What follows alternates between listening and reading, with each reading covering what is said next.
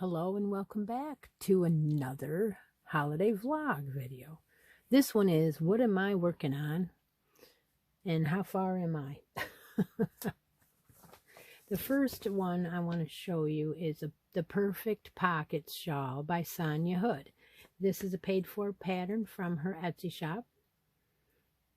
And it was copyrighted in 2018 when all the pocket shawls hit the whatever it was. That was the first year I had of videos. And so my 3 years of videos is up now. We have hit that milestone and jumped right over it. It never even dawned on me that the end of November marked my anniversary. But anyway, somebody mentioned it to me. I think it was YouTube. They said that I had hit that. So this is what I'm using, the Lion Brand Heartland. It is the suggested yarn to use for her pocket shawl. And so I'm using this colorway, Mammoth Cave. And I have 2 or 3 of them, I don't know. But anyway, I'm on the second one. And we were talking about using the suggested hook size. She uses the size N and the size M.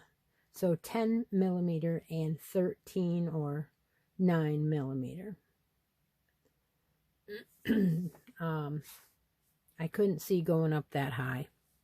So I'm using the L, which is the 8 millimeter. And I am using this one.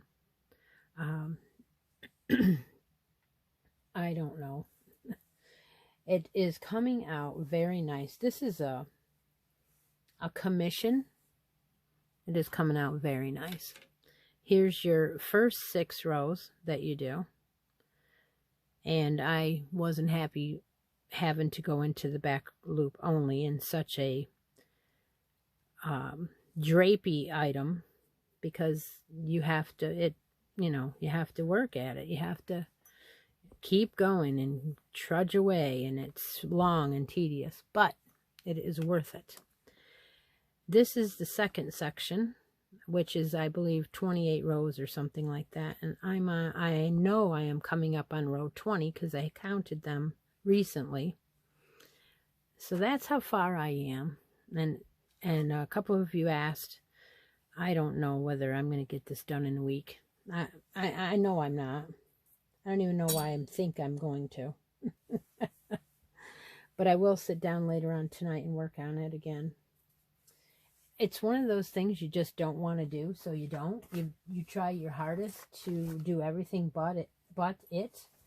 And again, who is the idiot that said that they would make something this late in the game at Christmas? Now, I know I have made a lot of things for that customer, and for her to ask me in November kind of isn't fair, because she doesn't follow my channel, so she has no idea how much stuff that I do on my channel, because she's not, I don't know why. She sees that I post videos, so I'm not quite sure, but that is a big project to take on in November and all the other things. So I'm not surprised that I'm behind.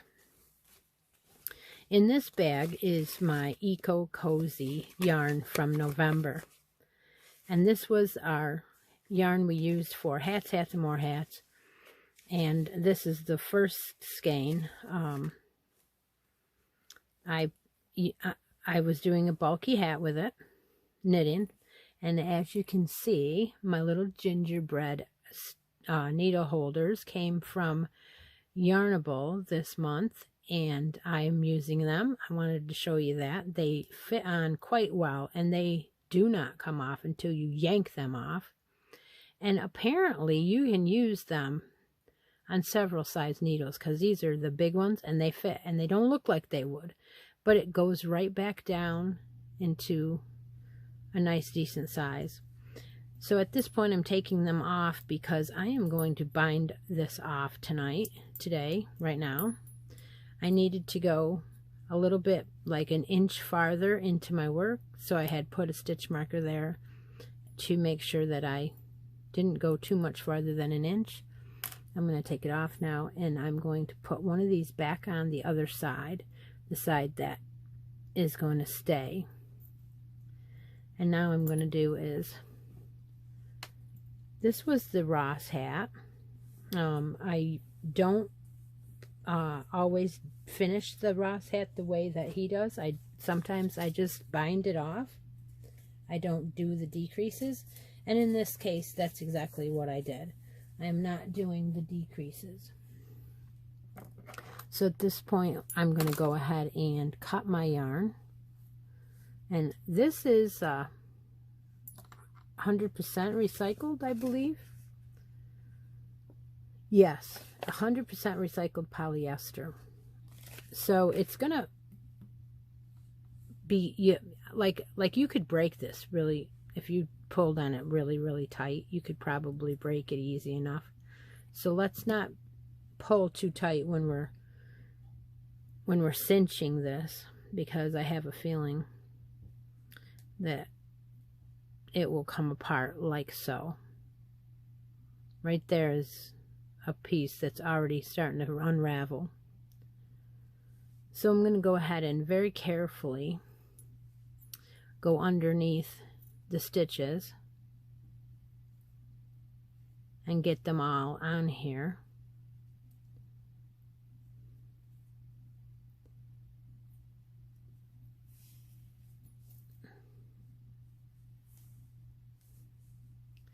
And then I'm going to talk about other stuff, maybe, if I can think of what to talk about. I did put up a video for my walkthrough in my local yarn shop, and some of the girls were commenting in the live about whether or not I thought that I was in a place where the person was judging me. And I gotta say that there were a few moments when I thought that she was really, really being nice to me and trying to educate me on items in her shop. And then there were other times when I thought, wait a minute, she acts like I had told her something about me, like I had acted like I didn't know anything.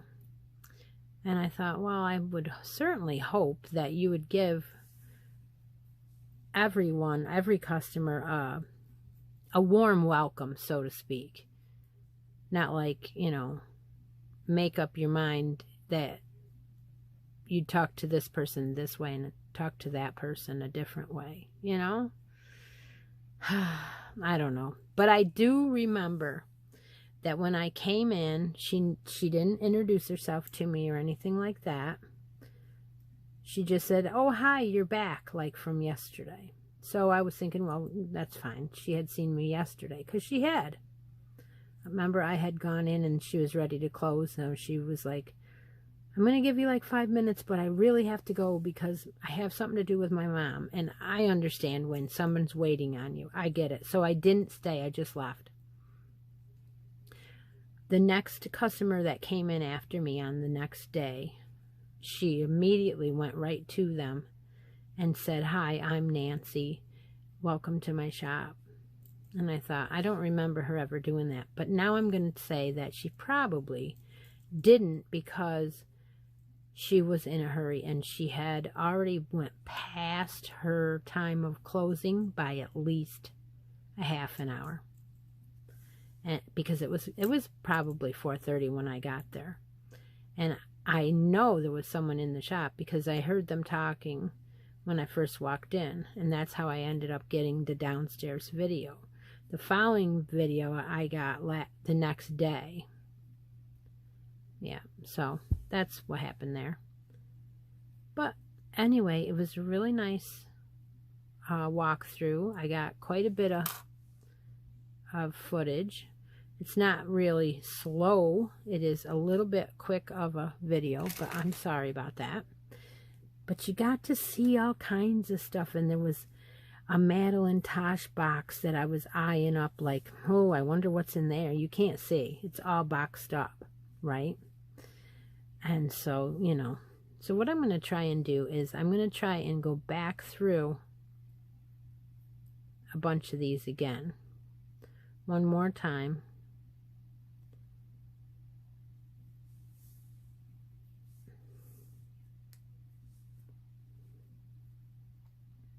And that Madeline Tosh box had 12 boxes in it. And they called it the 12 Days of Tosh. And I don't know if that is available anywhere but Jimmy Bean's. I'm not even sure. I think it's there. But it might be just in the yarn shops. It could very well be. Because she was saying that, you know, that her stuff that she has in there is usually not online and things like that. It's not supposed to be anyway. So she was saying that the Outlander book that was sitting on her table, which I have all of the Outlander books that I know about. She said it was the only one that had the rights to use, you know, the Outlander series as a guide, blah, blah, blah. And that I shouldn't have been able to get it anywhere but a yarn shop. And I did get it somewhere, and I believe I got it from Amazon. Well, I told her that, and she said I shouldn't have been able to, but that somebody might have bought it and then reposted it. I don't know. But this is what I do when I decide to just cinch a hat. And it is probably not even the right way. But if you go slow and pull it tight, it usually works out pretty darn good. And I think it worked out great. So I'm going to go ahead and pull everything down into the inside now. There. I think that's pretty nice. And I can say now that I finished the hat on camera. And I'm going to go ahead and find the inside here and try and go back down a couple more stitches to secure this down. Don't know whether this is a good place to do it in or not, but I'm going to go ahead and go up through a couple more.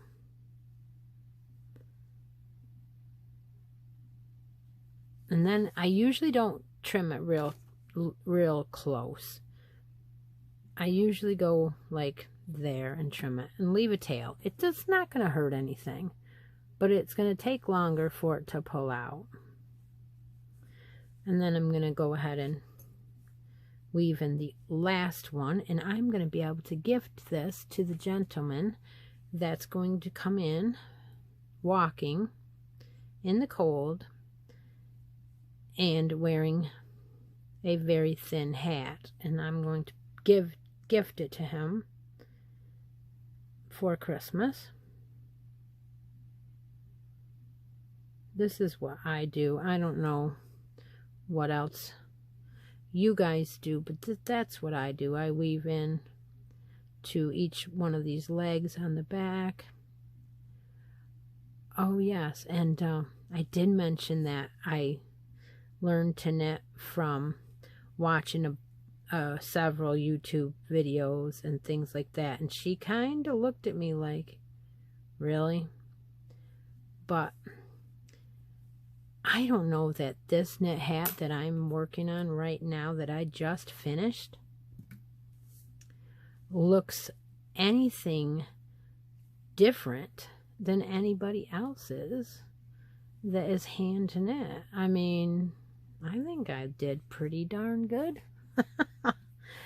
I will be giving this, and I hope that he really likes it. It's nice and heavy, and it's a man's color, so I'm very excited about it. And I'm glad I finished it, and I finished it on video too, which is kind of cool. So I hope you're having a great day, and I'll talk to you soon. Take a moment out of each day and be creative. Bye for now.